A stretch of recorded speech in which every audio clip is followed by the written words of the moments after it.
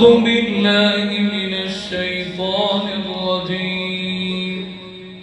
وهو القاهر فوق عباده ويرسل عليكم حفظه أعوذ بالله من الشيطان الرجيم بسم الله الرحمن الرحيم وهو القاهر فوق عباده ويرسل عليكم حفظه حتى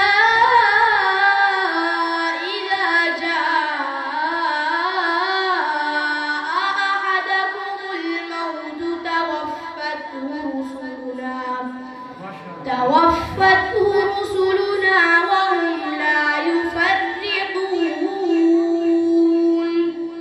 ثم ردوا إلى الله مولاهم الحق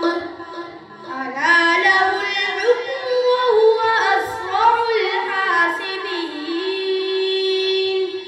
قل من ينجيكم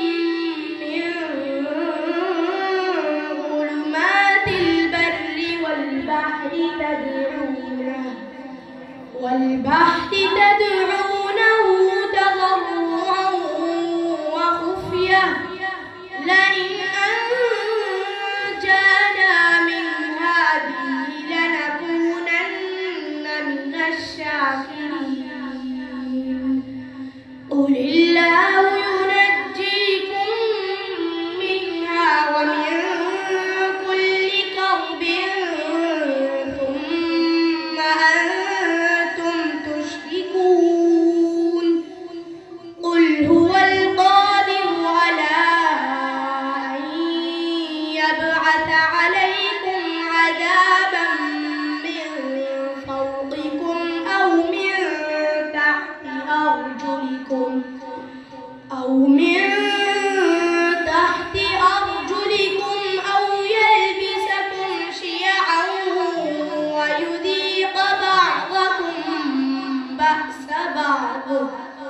انظر كيف نصرف الآيات لعلهم يفقهون وكذب به قومك وهو الحق قل لست عليكم بوكيل لكل نبأ مستقر وسوف تعلمون. جزاك الله.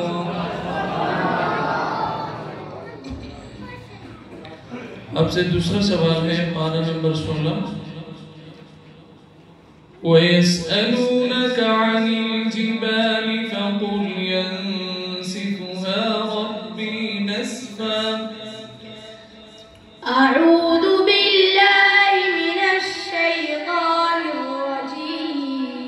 الرجيم